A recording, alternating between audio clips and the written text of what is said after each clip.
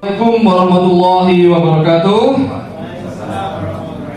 Selamat pagi, alhamdulillah kita semua berkumpul lagi di ruang guru SMP Negeri 54 untuk mengikuti kegiatan diseminasi calon guru penggerak angkatan 11 dengan Bu Yuvita Intia Nirma Sarjana Pendidikan. Oke. Alhamdulillah di hari Senin ini tanggal 26 Agustus 2024, semoga kita semua, teman-teman para rekan guru, kita dapat mengikuti kegiatan dari awal hingga akhir nanti. Penjelasan materi dari Bu Yuvita dapat kita simak dengan baik dan nantinya akan menjadi tambahan hasanah ilmu bagi kita. Demikian, amin. Langsung saja dari Bu Yuvita. Doa dulu. Oh begitu. Baik. Sebelum memasuki penyampaian materi dari Bu Yuvita, alangkah baiknya kita lantunkan dulu doa agar dapat kelancaran dari awal hingga akhir kegiatan ini. Dengan Ustadz Kafi, monggo silakan untuk memimpin doanya.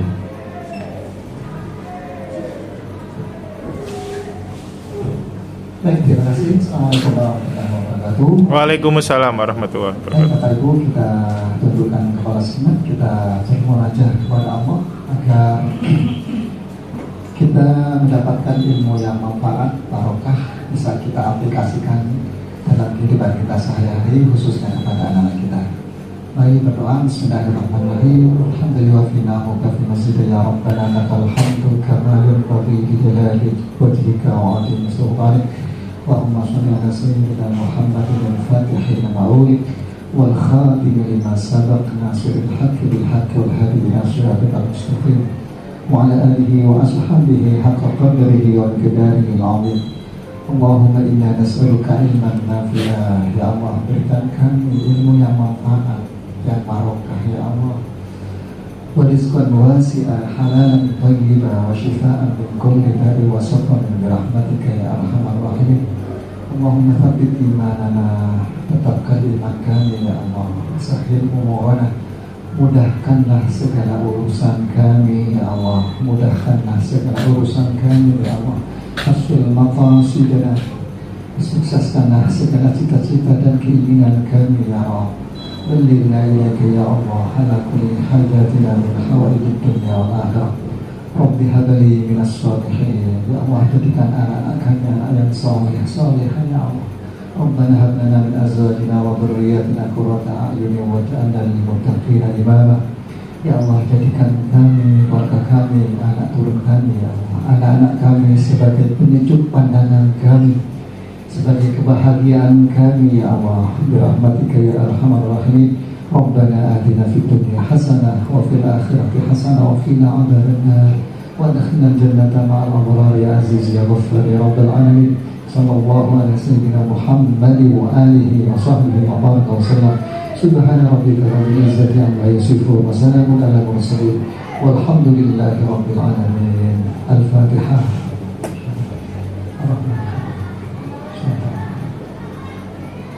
Assalamualaikum warahmatullahi wabarakatuh.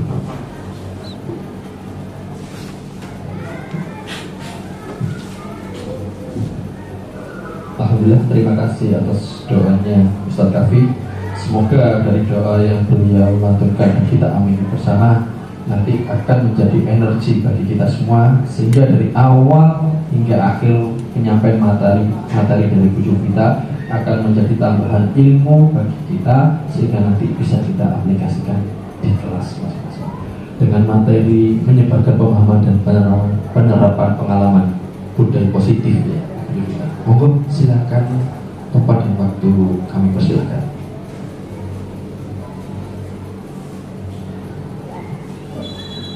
Terima kasih atas waktu dan kesempatan yang sudah diberikan. Assalamualaikum warahmatullahi wabarakatuh. Kok lemes Bapak Ibu? Assalamualaikum warahmatullahi wabarakatuh. Waalaikumsalam warahmatullahi wabarakatuh. Oke, terima kasih atas waktunya Bapak Ibu semuanya. Di pagi hari ini Bapak Ibu sudah meluangkan waktunya untuk mengikuti diseminasi edukasi, menyebarkan pemahaman dan penerapan serta pengalaman saya dalam menerapkan budaya positif. Nah, sebelum ke sana Bapak Ibu, kita akan melemaskan otot kita dulu. Biar moodnya pada pagi hari ini bisa bertambah dan energi positifnya juga bisa menular di suasana pada pagi hari ini di ruangan guru ini. Oke, hari ini monggo kita ice breaking dulu. Silahkan berdiri Bapak Ibu. Iya, kita bergerak-gerak tipis-tipis saja.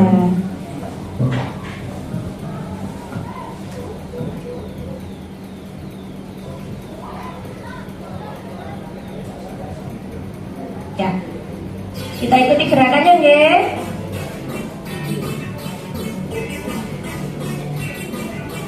Iya, aduh, Pak Yanma semangat sekali. Putar-putar, tepuk tangan, diputar-putar. Iya, diputar-putar, putar-putar. Lututnya dipegang Bapak Ibu, digoyang-goyang, goyang-goyang, digoyang-goyang. Lagi, diputar-putar. Awas tepuk, tepuk, diputar lagi. Bahu, putar-putar. Lutut, digoyang-goyang, digoyang-goyang, digoyang-goyang. Satu kali lagi. Putar ke atas, ke bawah,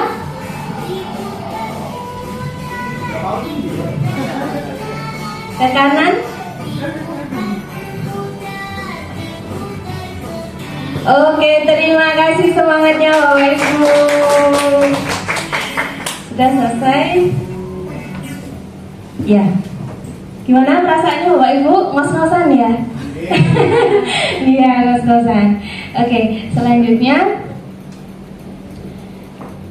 Nah, sebelum kita ke budaya positif, kita ke pertanyaan pemantik dulu. Setuju atau tidak? Jawabannya hanya dua.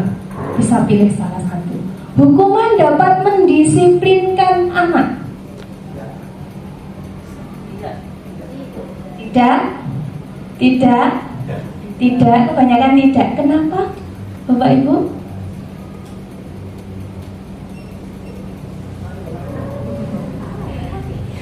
Kenapa, Pak Kavi? Karena dengan hukuman itu akan menyisakan luka yang dalam anak, bukan dari kesadaran. Betul sekali. Ya, selama ini memang sekolah kita tidak menerapkan hukuman, ya Bapak Ibu. Nah, tidak menerapkan hukuman sama sekali. Tapi memang menyadarkan siswa itu bukan hanya sekedar kata menyadarkan bahwa ada proses di sana. Ya, betul kata Pak Kavi. Kenapa hukuman tidak dapat 100% mendisiplinkan anak? Kalaupun anaknya bisa disiplin karena hukuman, itu ada balutan rasa apa Bapak Ibu? Di dalam hati takut, tidak tulus untuk berubah, trauma. Ya, kalau ada guru itu lewat, sudah aku lewat sini aja, trauma aku kemarin habis dihukum. Nah, seperti itu ya Bapak Ibu. Jadi ada luka, malah ada luka, malah ada trauma. Kemudian proses belajarnya juga terganggu. Ya, pertanyaan kedua. Pemberian hukuman dengan hal positif seperti membaca atau membersihkan halaman sekolah dapat meningkatkan disiplin anak. Setuju Pak? Nggih. Kayaknya nopo Pak kok setuju?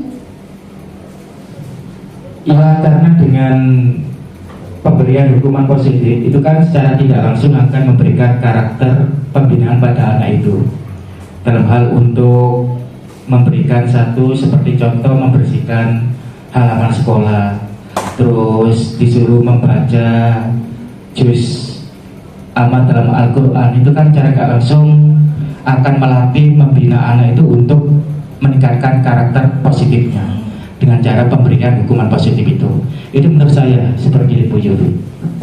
Iya, tepuk tangan untuk Pak Agus dan Pak Kavi yang sudah memberikan pendapatnya. Baik, tapi di sini masih dalam garis hukuman. Ketika anak membaca juz amma, apa yang akan dia pikirkan? Menyelesaikan hukumannya, hanya sekedar itu saja, tapi tidak ada level kesadaran dari sana. Betul Bapak Ibu? Membersihkan bagus, menanamkan rasa cinta lingkungan, tapi di dalam hatinya apa yang mereka rasakan? Tetap hukuman. Ayo, yang terlambat cari sampah plastik 1. Pernah kan ya? Pernah. Saya dulu juga pernah seperti itu zaman sekolah. Kemudian memberi penghargaan dapat meningkatkan motivasi belajar anak atau murid. Setuju, monggo Bu. Terima kasih. Memberi penghargaan dapat meningkatkan motivasi belajar anak apabila pada jangka pendek bagus untuk dilakukan, monggo. Tapi kalau jangka panjang itu malah akan memberikan efek yang negatif nantinya, iri dengan teman lainnya dan sebagainya. Terima kasih. Tepuk tangan apresiasi untuk Bu Anissa. Mungkin pemberian untuk jangka pendek sekali 2 kali lah ya. 1 tahun 2 kali lah kita di dalam kelas.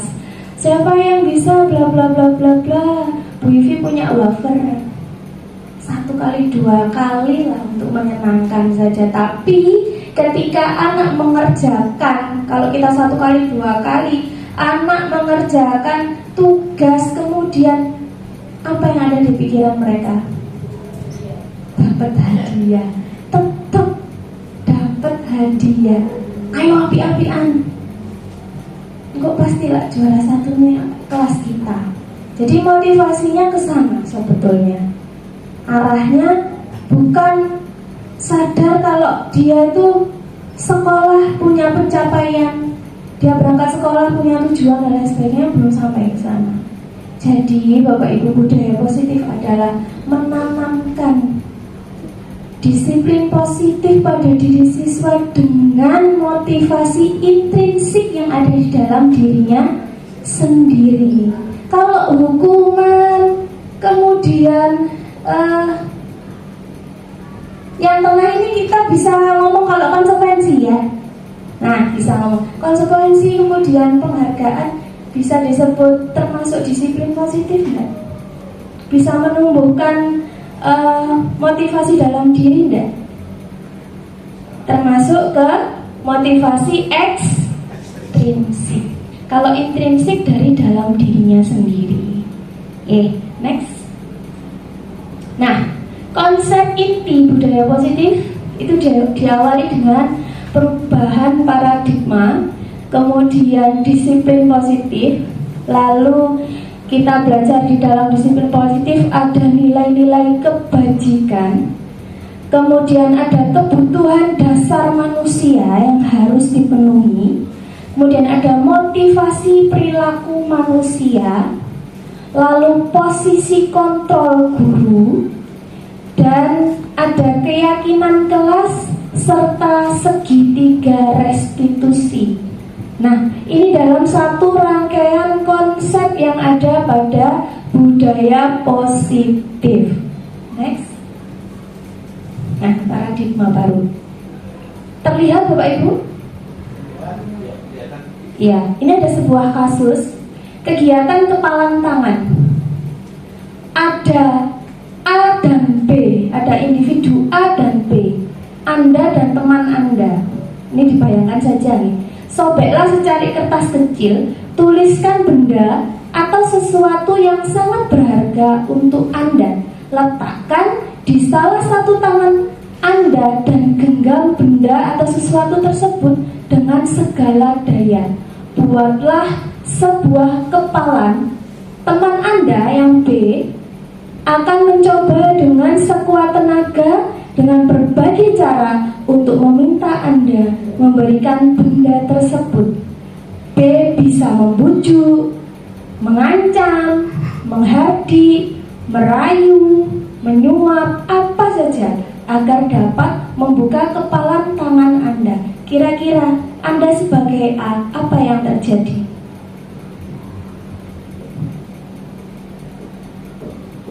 Dirayu, disuap, dibujuk, diancam, dihardik. Anda sebagai B, apakah mau membuka tangannya? Bisa jadi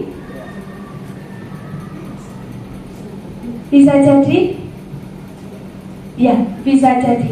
Bagaimana Pak Sofa pendapatnya? Baik, ini kan kasusnya terkait dengan teman ya.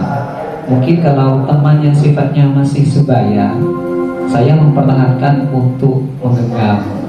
Namun seandainya sudah anggaplah lebih tinggi statusnya, entah itu kakak tingkat atau yang lain, mungkin bisa dibuka. Begitu pihak saya. Iya, terima kasih.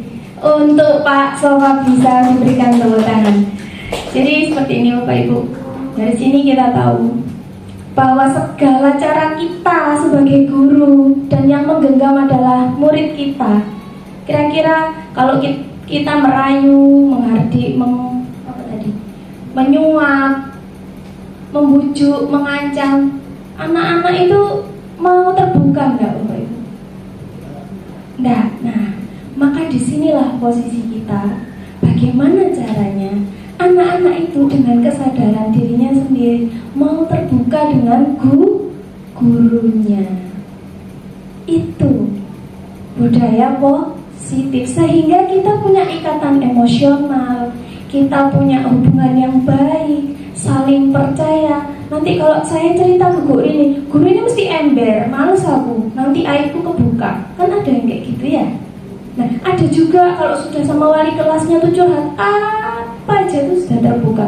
Nah, itu gampang bagi kita. Posisi kita sebagai guru tuh gampang untuk ayo diarahkan ke hal-hal yang positif. Next. Nah, ini miskonsepsi tentang teori kontrol. Kita sebagai guru di sini, ilusi guru mengontrol murid selama ini memang iya. Tapi mereka punya pikiran, punya akal, punya hati, punya perasaan. Mau sampai kapan mau mengontrol anak-anak? Apalagi di tingkat yang SMP seperti ini. Kalau masih SD mungkin masih bisa nih. Tapi kalau sudah SMP, Bapak Ibu, agak sulit ya, karena anak sudah semakin beranjak ke remaja itu psikologisnya semakin ingin tahunya besar, nggak mau diatur dan lain sebagainya. Lalu ilusi bahwa semua penguat positif efektif, ilusi bahwa semua penguatan positif efektif dan bermanfaat. Lalu ilusi bahwa kritik dan membuat rasa bersalah mampu menguatkan karakter.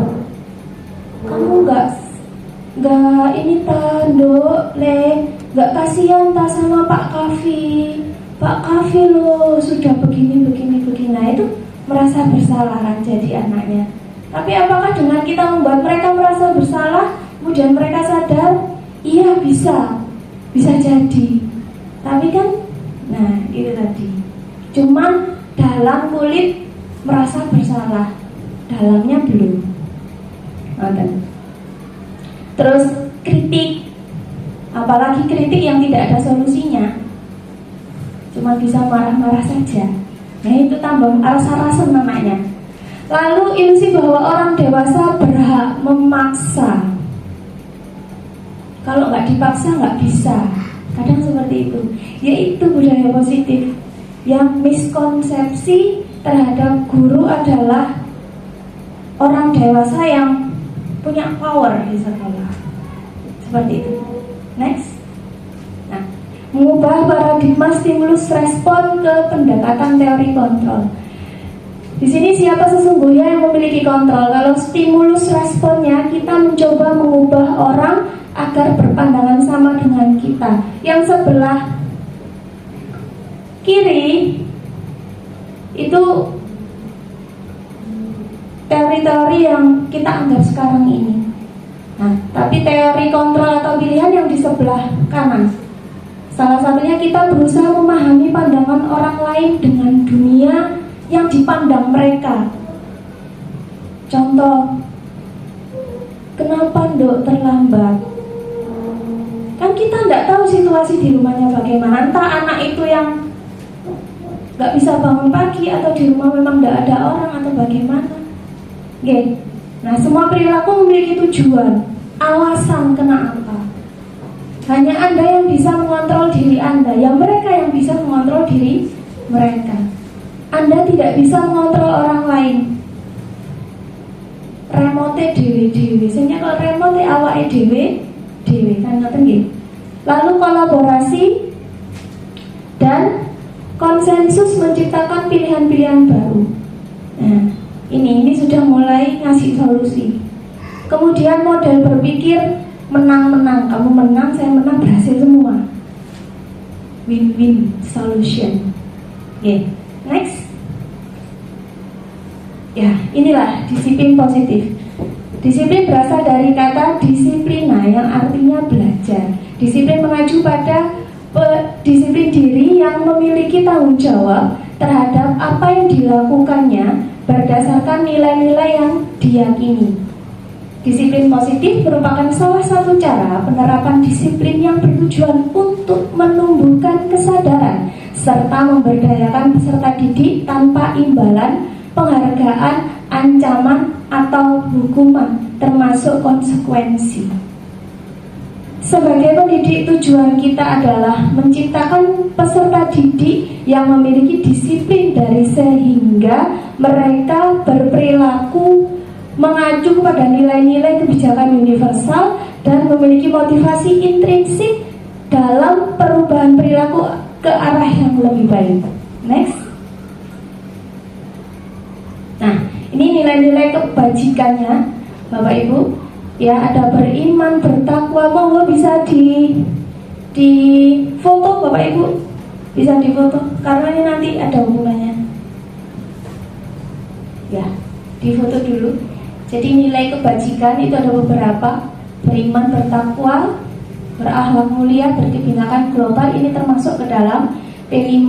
Kemudian dapat dipercaya, lurus hati, pendengar yang aktif, tidak merendahkan orang lain, memberikan yang terbaik bagi diri sendiri, toleransi, rasa hormat, integritas, mandiri, menghargai, antusias, empati, keingintahuan, kreativitas, kerjasama, percaya diri, dan komitmen.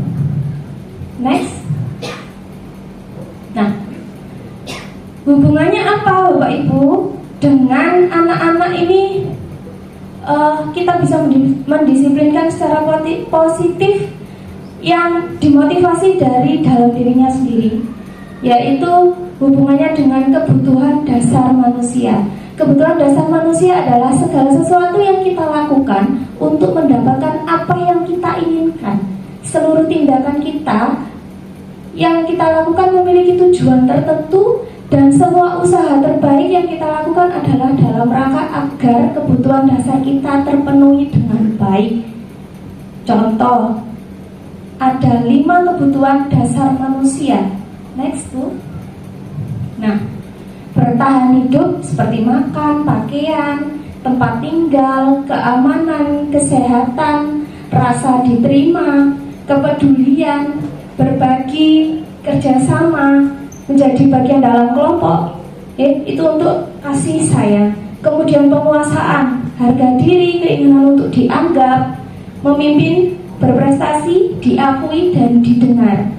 Itu penguasaan. Kemudian ada kebebasan, mandiri, memiliki pilihan, mencoba hal baru, mampu mengendalikan arah dirinya, dan ada kesenangan, bermain, humor, antusiasme, dan tertawa. Nah, Bapak, Ibu guru dan seluruh murid di sekolah ini semua manusia kan Bapak Ibu? Nggih. Semua butuh 5 ini. Salah satu tidak terpenuhi Bapak Ibu, maka nilai kebajikan yang tadi Bapak Ibu foto itu tidak bisa tercapai. Contoh, ada nilai penguasaan, keinginan untuk dianggap. Coba Bapak Ibu, apa hubungannya dengan kenakalan remaja? Bajunya dikeluarkan, kalau ada gurunya ya wis tetep aja. Tetap nggak mau memasukkan. Bawa apa? Bebas bisa, keinginan untuk dianggap juga bisa. Seperti itu Bapak Ibu. Jadi di rumah dia nggak ada kebebasan, cari kebebasannya di sekolah. Intinya kebutuhan dasar lima kebutuhan dasar manusia ini bisa terpenuhi atau tidak bisa terpenuhi itu tergantung dari bagaimana dia tercermin dari bagaimana dia berperilaku di sekolah maupun di lingkungan tempat tinggalnya. Seperti itu nih. Nah, next. Nah, ini yang perlu kita pertebal, yaitu motivasi eksternal, motivasi internal. Untuk motivasi eksternal ada di nomor 1 dan nomor 2.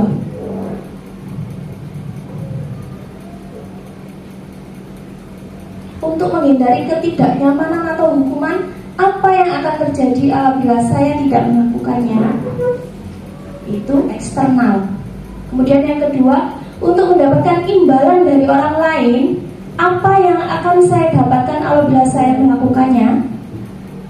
Dan yang ketiga, untuk menghargai diri sendiri, saya akan menjadi orang yang seperti apa bila saya melakukannya. Contoh kecil saja bagi Bapak Ibu, ya mohon maaf, saya juga pernah terlambat misalnya.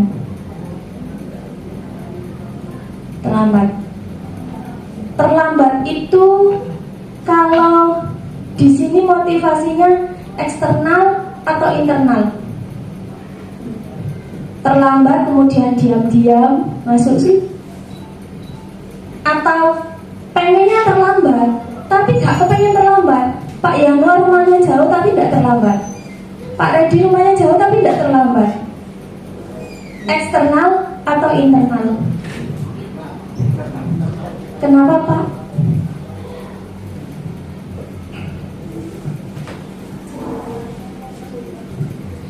Ya karena mungkin itu ya, karena motivasi dari diri sendiri, artinya sesuai dengan yang dituliskan di situ. Saya akan menjadi orang seperti apa bila saya melakukannya. Jadi sudah terprinsipkan hal seperti itu, ya saya menjadi orang yang seperti ini. Dalam artian konteksnya kalau dia tidak terlambat ya menjadi seseorang yang kalau bisa jangan terlambat, kecuali ada mungkin motivasi eksternalnya yang tidak bisa kita kontrol pada saat itu. Artinya kita mau nggak mau memang harus terlambat seperti itu. Baik, terima kasih tepuk tangannya. Baik, jadi ada eksternal, ada internal ya katanya Pak Yanuar. Mungkin yang eksternalnya adalah si Agus, sistem guru Surabaya itu tidak bisa lebih dari pukul 6.30. Itu eksternalnya. Selain itu Pak Yanuar juga menghargai dirinya sendiri sebagai seorang guru. Guru adalah digugu dan ditiru, bukan lugu dan saru. Ya, karena Pak Yanuar punya motivasi intrinsik. Jadi Pak Yanuar ini apa ya? Aku guru, masuk muridku terlambat tak seneni. Saya terlambat enak-enak kan gak mungkin. Ya, itu jadi ada intrinsik dan ekstrinsik. Seperti ada lagi yang pokoknya guru jam 5 sekolah ini. Ya, itu nggak tahu mau pindah di sini atau gimana. Motivasinya adalah ingin mendapatkan penghargaan atau tidak ingin mendapatkan hukuman. Itu eksternal atau internal? Eksternal. Oh ya Bapak Ibu ya. Ya, jadi Bapak Ibu mau tidak mau budaya positif ini harus dilakukan atau harus dilaksanakan mulai dari diri sendiri. Siapa? Nggih panjenengan, kula panjenengan semuanya sebagai guru di sini. Oke, baik Bapak Ibu. Next. Ya, ini merdeka menurut Ki Hajar Dewantara. Merdeka itu artinya tidak hanya terlepas dari perintah, akan tetapi juga cakap buat memerintah dirinya sendiri. Ayo kita merdekakan diri kita. Next. Nah, ini contoh pengakuan atau apresiasi kebajikan. Kemarin saya perhatikan, rasa empatimu besar sekali pada saat menolong murid baru di kelas kita. Nah, nih apresiasi kebajikan. Gak harus langsung, wah kamu tak kasih voucher beli makanan di kantin ya, soalnya kemarin kamu sudah baik sekali bantu temanmu yang baru itu, bantu yang temanmu disabilitas atau gimana enggak. Jadi, nah ini diawali dengan pembuka dulu, nilai kebajikan dan situasinya bagaimana. Ini biasanya Pak Kavi yang seperti ini. Iya, terlalu. Oke, next. Nah, kembali lagi, apa sih bedanya hukuman, konsekuensi dan restitusi? Kalau hukuman tidak terencana, tiba-tiba, wis, saya apa, wis, apa? Sampah, ayo lapik aja, gitu kan ya. Murid tidak tahu apa yang terjadi atau tidak dilibatkan, lalu bersifat satu arah, kita yang memimpin. Kemudian berupa hukuman fisik atau psikis. Lalu kalau konsekuensi, jika kamu titik-titik, maka kamu titik-titik. Nah itu konsekuensi. Kesepakatan, terencana atau disepakati sesuai dengan peraturan. Ini yang kita laksanakan selama ini ya Bapak Ibu. Kemudian murid tetap dibuat tidak nyaman, sikap guru selalu memonitor murid. Jadi kita sebagai kontrol, monitor atau pemantau. Ayo, mau mana? Itu terjadi pada saya. Ya. Lalu restitusi. Restitusi adalah proses menciptakan kondisi bagi murid untuk memperbaiki kesalahan. Gimana prosesnya? Nanti akan dijelaskan. Kemudian ada proses kolaboratif yang mengajarkan murid untuk mencari solusinya sendiri. Nih, dari ketiga ini kira-kira Bapak Ibu yang kelihatannya prosesnya agak berat yang mana? Restitusi. Itulah Bapak Ibu PR kita dalam budaya positif. Next. Iya, ini perbedaan konsekuensi. Mungkin Bapak Ibu juga sudah tahu, sudah bisa dibaca di mana letak bedanya. Salah satu saja mendorong anak menyakiti diri sendiri, itu untuk hukuman. Kemudian yang konsekuensi mendorong anak agar mudah menyesuaikan diri, itu salah satunya. Kemudian membuat anak membenci kedisiplinan, itu untuk hukuman. Dan konsekuensi membuat anak menghargai disiplin. Ya. Jadi dari dulu paradigmanya bahwa disiplin itu harus dihukum baru dia disiplin, terus berubah karena kita sekolah ramah anak yang menanamkan konsekuensi. Jika titik-titik maka titik-titik. Jika siswa terlambat maka siswa ngapain, kan gitu. Ya. Jadi penggantinya itu apa? Itu konsekuensi. Next. Ya. Contoh penerapan 5 posisi kontrol guru. Nah ini, dalam budaya positif, guru tuh tetap sebagai manusia dewasa memiliki posisi kontrol. Tapi kita bisa memilih posisi kontrol mana yang baik untuk mendisiplinkan siswa dalam arah yang positif. Yang pertama, kita sebagai penghukum, kita sebagai pembuat merasa bersalah, kita sebagai teman, kita sebagai pemantau, dan kita sebagai manajer. Kira-kira Bapak Ibu dari 5 posisi kontrol ini kita sebagai guru, mana yang posisi yang baik? Baik semuanya untuk kebaikan siswa, sekolah, lingkungan yang baik. Ya opo? Apik kabeh, Bu. Tapi yang paling baik adalah manajer. Apakah kamu tahu kesalahanmu? Sadar enggak? Ngono bener enggak? Salah, Bu. Kira-kira bagaimana kamu memperbaiki kesalahanmu? Terus habis ini gimana kalau kamu sudah salah ini? Saya minta maaf, Bu, sama si A. Itu manajer. Bedanya sama pemantau. Dipantau ketika mereka mengerjakan konsekuensi sampai selesai.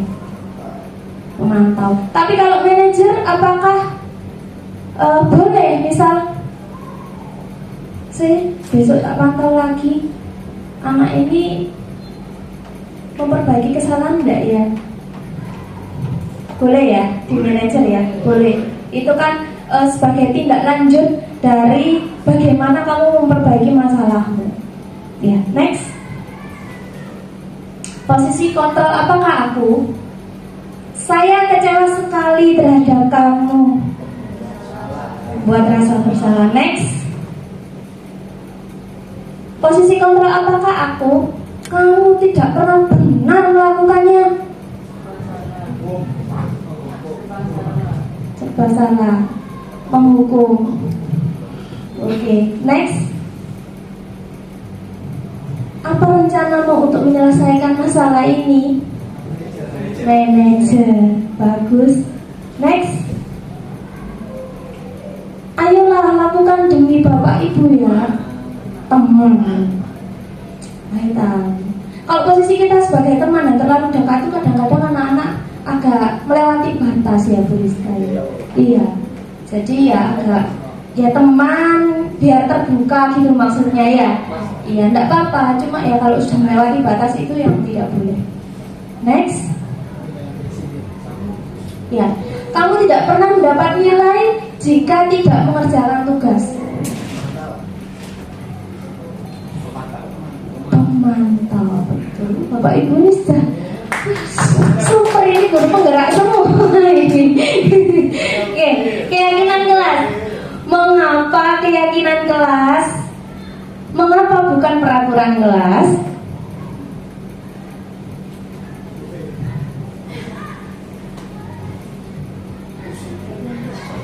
Ya mungkin dengan adanya keyakinan kelas itu kita sebagai guru bisa meyakinkan siswa-siswa kita di kelas untuk memberikan aturan-aturan mana yang benar dan yang tidak benar seperti itu. Luar ya. Judulnya aja keyakinan ya. Jadi sesuatu yang kita yakini. Iya Pak ya. Iya itu. Bagaimana caranya kita menyatukan keyakinan kita bersama-sama tentang satu rules. Apa sih? Apa? Baik. Satu garis gitu ya.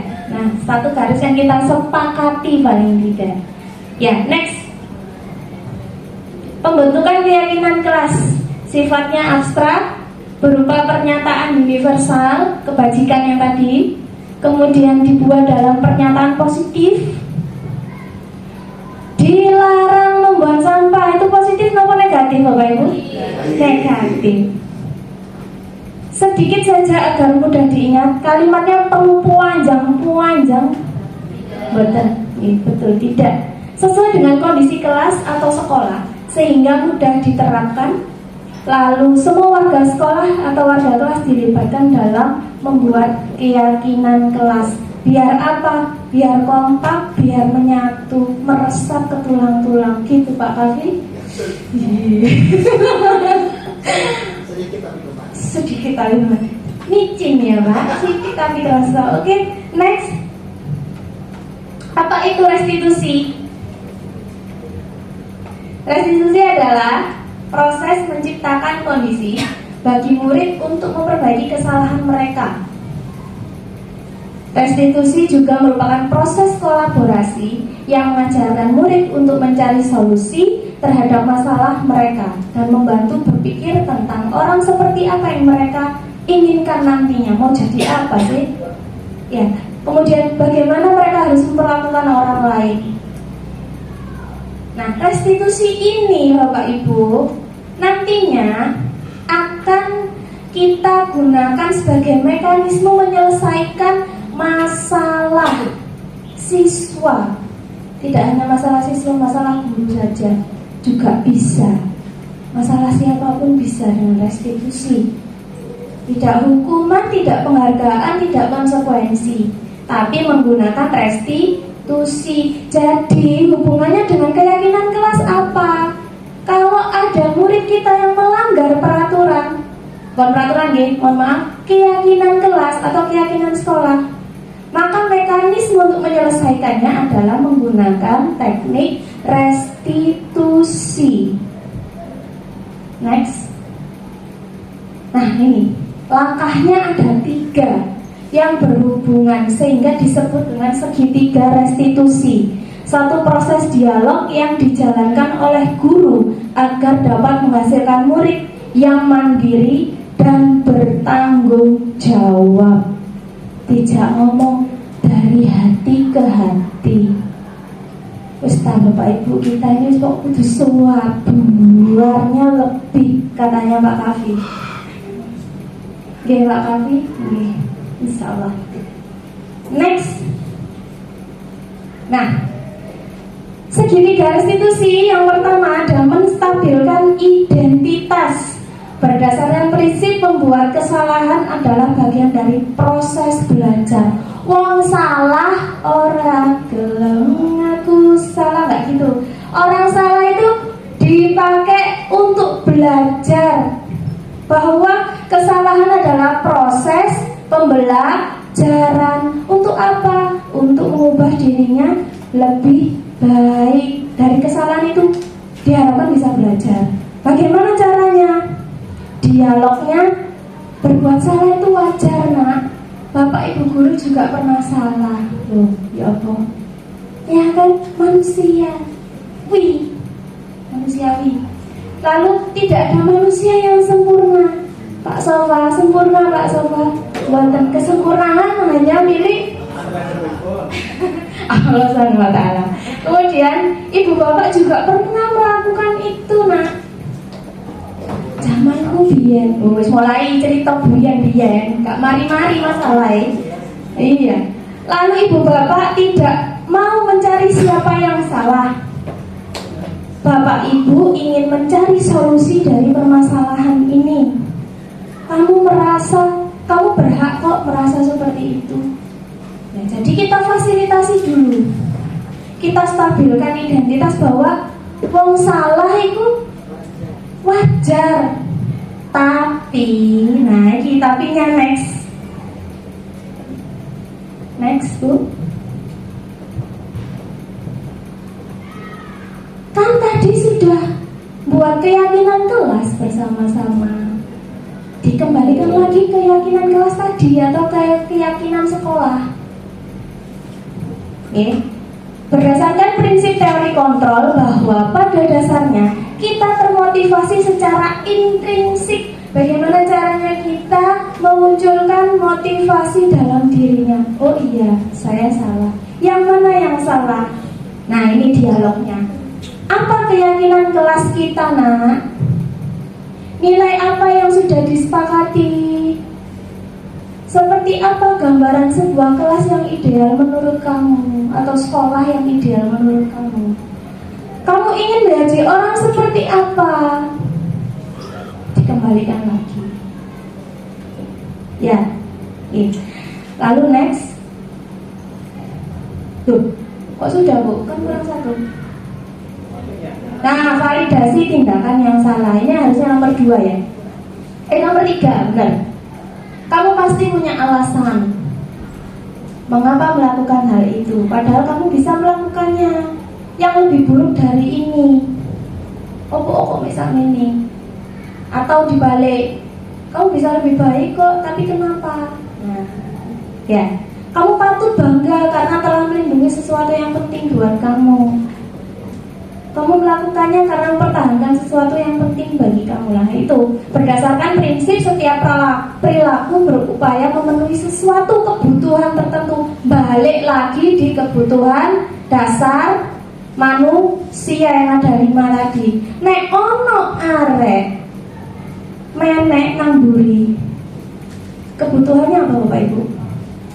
Kesenangan, kebebasan, penguasaan, rasa kasih sayang atau bertahan hidup? Bertahan hidup karena dia kalau nggak minum es nggak bisa. Seperti itu ya. Jadi dia berusaha untuk memenuhi itu. Ya apa caranya? Gimana caranya di sekolah bisa memenuhi kebutuhan itu? Ya sekolah jualan es kan ngoten. Tapi kok sih mokong Bu? Ya dikasih restitusi, dikasih pilihan lain, dikasih solusi, atau anaknya tersebut kita ajak untuk cari solusi gimana caranya dia enggak naik untuk beli es, semata-mata hanya beli es. Nih, next Bu, next. Nah, uji pemahaman kita mulai dolanan Bapak Ibu. Kita praktek dulu biar enggak ngantuk. Next. Mari kita membuat keyakinan kelas. Bapak Ibu, 1, 2, 3, 4, 5, 6, 7. Oke, Bapak Ibu, kelompok 1, kelompok 2, kelompok 3. Ya. Nah, ya. 1 kertas, 1 kelompok saja. Ya. Ini 1. Ya. Ya. Monggo. Ya.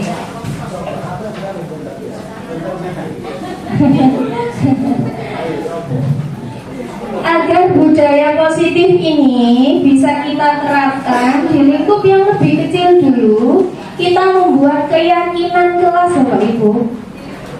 Mau bisa dilipat jadi 3 Pak? Bu, ya jadi 3.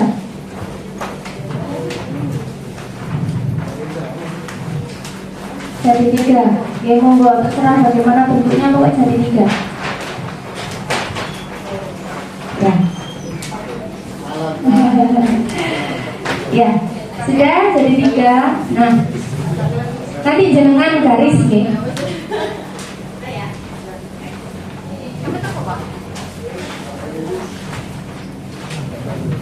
Nanti dengan garis. Sambut. Bapak Ibu, buatlah terlebih dahulu peraturan kelas. Peraturan kelas. Peraturan kelas itu negatif enggak apa-apa. Kalimat negatif enggak apa-apa Bapak Ibu. Peraturan kelas yang selama ini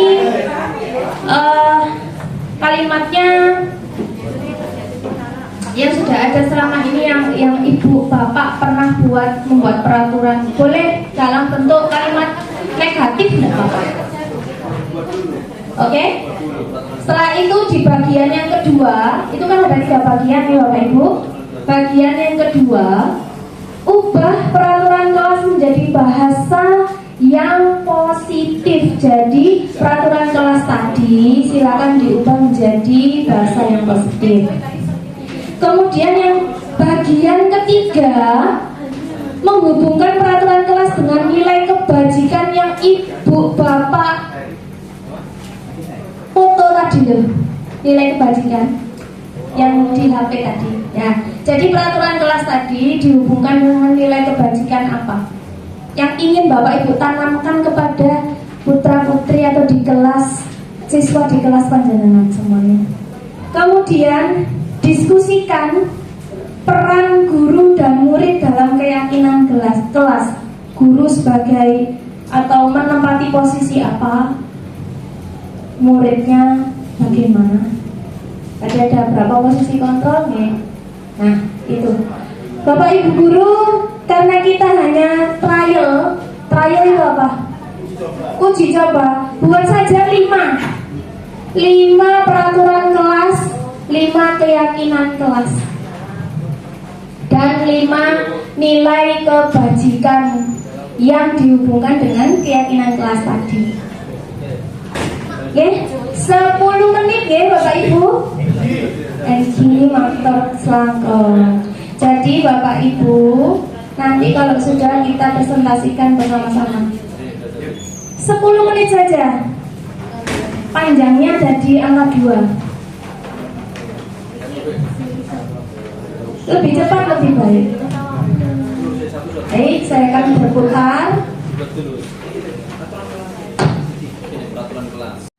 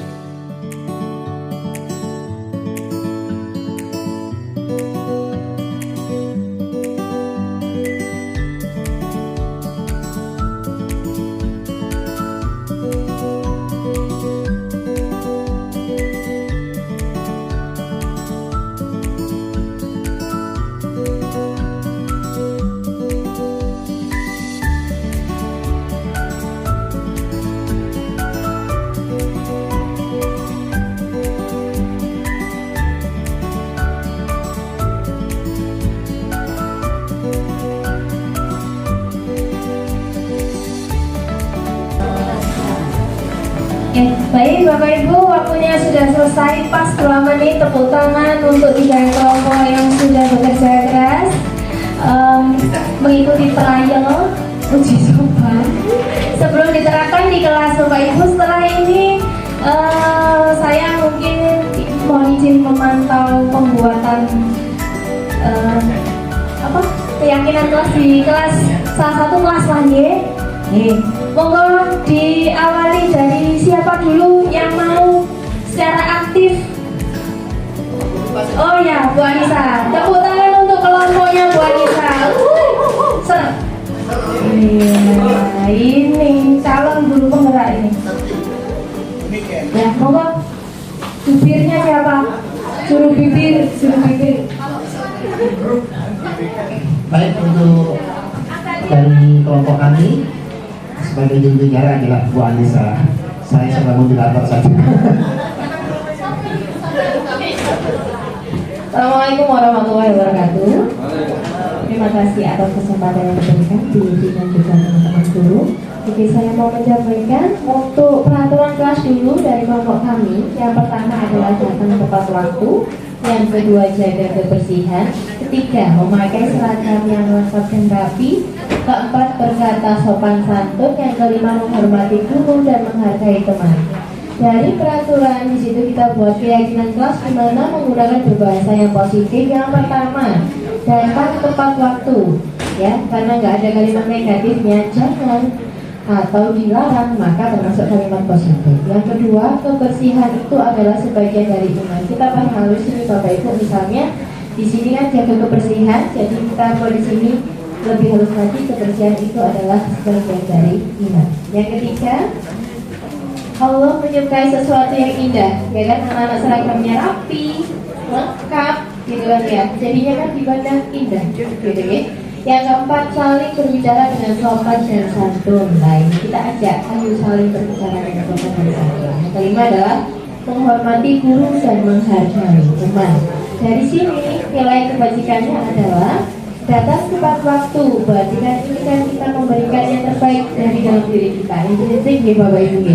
Lanjut, yang kedua adalah kebersihan. Berarti nilainya yang kita dapat ambil adalah nilai dari kebersihan kelas. Nah, harus bersih. Yang ketiga adalah keindahan. Nah, uniformnya sudah lengkap, rapi, bahkan indah. Nah, itu yang kita ambil. Yang keempat, saling berbicara dengan sopan dan santun. Berarti toleransi antar teman dengan guru dan sebagainya. Terakhir adalah rasa hormat dan juga menghargai. Dari kita sampun itu dulu, terima kasih. Matur nuwun, saya kembalikan ke Yudi. Oke. Peran guru dan siswanya. Ini bagaimana Bapak kami dan Bisa? Oke, posisi kontrol di sini kan ya. Peran untuk siswa, berarti siswa melakukan keyakinan kelas ini semua, di mana kita nanti tinggal pantau aja Bapak Ibu, pantau dan manajer ya. Kita di sini sebagai manajerial di sini ya. Yaitu peran gurunya kita untuk memanajer kelas yang kita wali kelas masing-masing. Contoh, saya adalah wali kelas dari 9B. Nah di situ selain memantau, kita juga sebagai posisinya juga sebagai manajer di situ juga berperan. Di situ dari kami. Sekian, assalamualaikum warahmatullahi wabarakatuh. Oke, baik sekali, bagus. Style aja sudah bagus, apalagi nanti di dalam kelas ya Bapak Ibu pasti lebih bagus lagi ya. Siapa dari kedua kelompok yang belum? Monggo, siapa duluan? Bu Verlin, ya, kelompoknya Bu Verlin. Ya, wah, ada gambarnya, meriah sekali. Baik, terima kasih. Kami dari kelompok 1 ini yang ditunjuk oleh Bu Jepita. Alhamdulillah kami ini gerombolan kelompok IPS semuanya ini. Ya alhamdulillah satu kelompok yang baik, untuk pembacaan nanti akan disampaikan oleh langsung aja ya. Baik, untuk peraturan kelas ini kami buat 5 poin. Yang pertama adalah jangan datang terlambat. Yang kedua, jangan membuat keributan di kelas. Yang ketiga, dilarang berbicara saat guru mengajar. Yang keempat, jangan mengganggu teman. Dan terakhir, yang kelima, dilarang meninggalkan kelas tanpa izin. Ada kata negatifnya ini sebagai kata kunci. Terus untuk peraturan kelas atau keyakinan yang berbahasa positif, kami menggunakan 5 poin juga. Yang nomor 1, datanglah tepat waktu. Yang kedua, jaga ketenangan kelas. Yang ketiga, dengarkan dengan seksama saat guru mengajar. Yang keempat, mohon izin sebelum meninggalkan kelas. Dan terakhir yang kelima, membantu teman dalam belajar.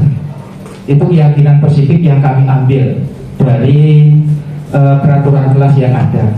Sekarang kita bergeser pada peraturan kelas dengan nilai kebajikan. Nilai kebajikannya yang pertama adalah memberikan yang terbaik dalam kesiswa ya, maksudnya ini. Yang kedua adalah menghargai. Yang ketiga juga menghargai. Yang keempat, komitmen bersama. Dan terakhir yang kelima adalah empati atau kerjasama dalam membantu kondisi siswa. Itu yang bisa kami berikan dari kelompok kami untuk masalah kebajikan yang bersifat positif. Terus yang terakhir adalah peran guru.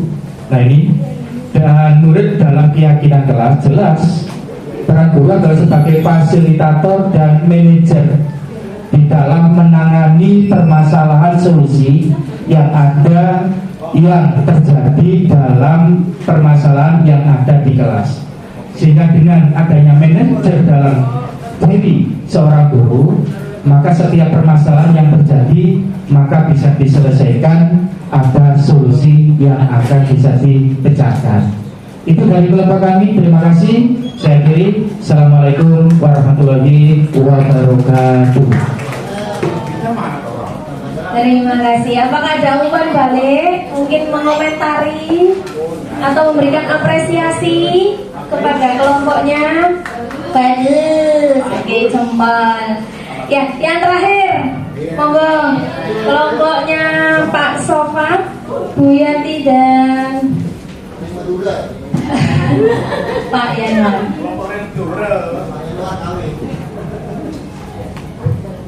Terima kasih. Ini adalah dari kelompok orang M. Peraturan kelas dimulai dari kelas. Dilarang berbicara kotor. 2. Dilarang bermain HP saat pelajaran. 3. Dilarang membuli antar teman. Dilarang terlambat masuk kelas.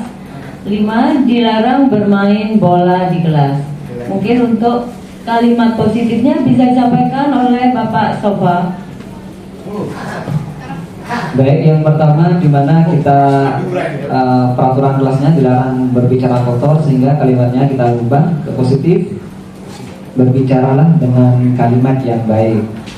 Terus yang kedua, dilarang bermain HP saat pelajaran, dirubah ke kalimat positif menjadi gunakan HP sesuai ketentuan.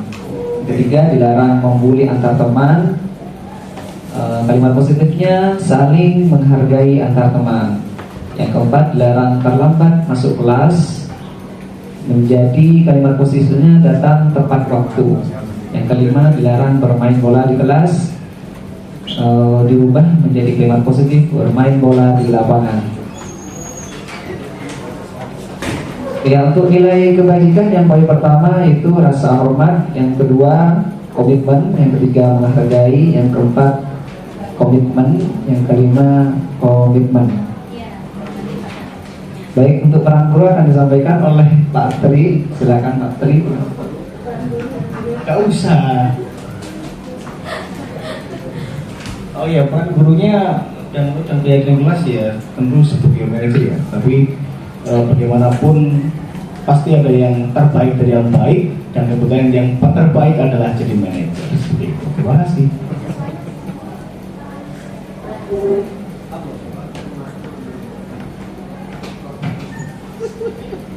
Ya, untuk para siswa itu berkomitmen atau mematuhi apa yang sudah menjadi keyakinan bersama yang sudah disepakati oleh guru dan murid atau siswa. Ya, mungkin hanya ini yang bisa kelompok kami sampaikan. Kurang dan lebihnya mohon maaf. Wassalamualaikum warahmatullahi wabarakatuh. Mungkin ada umpan balik, komentar, masukan. Sudah bagus? Bagus. Oke, Bapak Ibu, ini tadi bagus sekali. Ini kalau dikombine, kelompok 1, 2, 3 akan menjadi keyakinan kelas yang lengkap nantinya. Jadi nanti dicoba Bapak Ibu di kelasnya masing-masing, bagi yang jadi wali kelas, monggo. Nah, Bapak Ibu tinggal satu lagi. Sabar next. Nah, segitiga restitusi. Kita baca, pada saat pagi hari, Bu Mira melaksanakan piket 6S di gerbang sekolah. Bu Mira bertemu dengan Amanda yang pada waktu itu bibirnya terlihat merah karena menggunakan lip balm berwarna untuk melembabkan bibirnya. Karena hal tersebut, Bu Mira mengajak Amanda untuk berbicara. Siapa yang mau jadi Bu Mira? Saya Amandanya. Ya, kita praktek satu kali aja.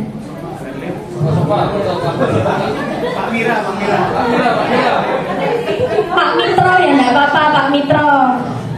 Pak Mitro Saya jadi Amanda. Ya.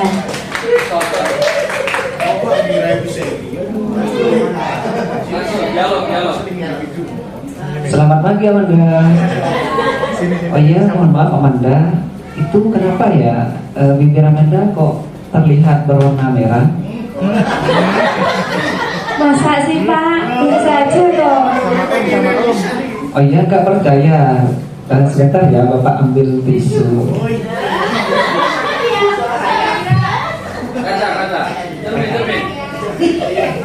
ini sudah ada kajian sama tisu, silakan coba ditempel pelan-pelan. Ini kan ada merahnya. Ini pakai apa? Saya cuma pakai lip balm kok Pak, pelembab bibir Pak. Karena kan Pak, cuaca panas Pak. Oh iya, sesuai kemarin Amanda sudah tahu kan apa yang menjadi keyakinan di sekolah kita? Iya Pak, keyakinan di sekolah kemarin itu berpenampilan seperti pelajar Pak, layaknya pelajar. Baik, sekarang menurut Amira sudah berkomitmen tidak terhadap Amanda? Amanda sudah melaksanakan keyakinan yang sudah kita sepakati bersama tidak? Iya Pak, saya komitmen. Nah tapi gimana loh Pak, bibir saya pecah-pecah loh Pak. Kalau nggak pakai pelembab bibir pecah gitu loh Pak. Iya, seandainya untuk mengantisipasi bibir yang pecah kan bisa untuk menggunakan yang tidak berwarna. Bagaimana Amanda? Oh, iya ya Pak ya. Baik Pak, besok akan saya ganti lip balm saya dengan warna yang transparan. Ya, baik Amanda, Bapak bisa untuk melihat besok ya bagaimana perkembangannya Amanda terkait dengan mentaati komitmen yang sudah kita sepakati bersama. Terima kasih Amanda. Baik Pak, saya mohon maaf ya Pak. Besok lagi saya pakai lipstiknya tidak berwarna, lip balmnya tidak berwarna. Ya sama-sama Amanda, silakan masuk. Ya, Bapak Ibu itu tadi restitusi. Nah, kita buka lagi. Bu Niken ke belakang. Terima kasih. Ke belakang. Ke belakang. Tadi keyakinan sudah ya. Yang belum apa? Menstabilkan identitas. Gimana caranya? Amanda, kamu hari ini kok terlihat cantik. Kasih Bu. Ya kan? Bu Sopo, Bu Mira tahu kalau seorang wanita itu pasti ingin terlihat cantik. Tapi Amanda memakai sesuatu di bibirnya sudah tepat apa belum? Sudah tepat Bu, wong ini untuk melembabkan bibir. Nah kan ya, ngeyel ya. Nah kamu berhak merasa begitu. Next Bu. Validasi tindakan yang salah. Ya alasannya tadi benar apa enggak tindakan kamu ini? Baru dia iya Bu salah. Baru tanya ke keyakinan kelas, dikembalikan lagi seperti itu. Sudah bagus untuk Pak Mitro, Pak Sofa. Sudah bagus untuk Pak Sofa. Jadi Bapak Ibu, saya kemarin sudah melakukan demonstrasi kontekstual. Next Bu, dikecilkan Bu, di YouTube. Nah ini bisa nanti diakses di YouTube saya. Ya. Nah, ini permasalahannya. Ya, ini kalau di PC sebetulnya agak kurang terdengar, tapi kalau di HP insya Allah bisa dengar. Nah, ini contoh praktek saya waktu itu dengan salah satu siswa yang bermasalah, dan saya coba terapkan restitusi ini. Ini nanti ada 2 masalah Bapak Ibu, ada 2 masalah. Jadi kita juga cari solusi bersama, berkolaborasi bersama dan lain sebagainya. Ya, dicepetin lagi. Yang kasus kedua. Ya.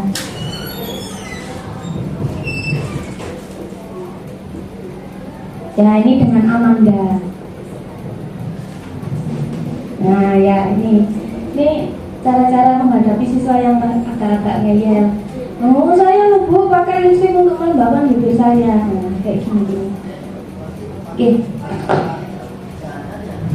Jangan ya Dek ya. Oke, ditutup aja Bu, sudah. Nanti bisa diakses ya Bapak Ibu kalau mau, karena ada beberapa guru penggerak yang sudah calon guru penggerak yang sudah demonstrasi kontekstual, bisa melihat punya saya, Bu Lia, Bu Niken, Bu Sela, Bu Winda, Bu Ine.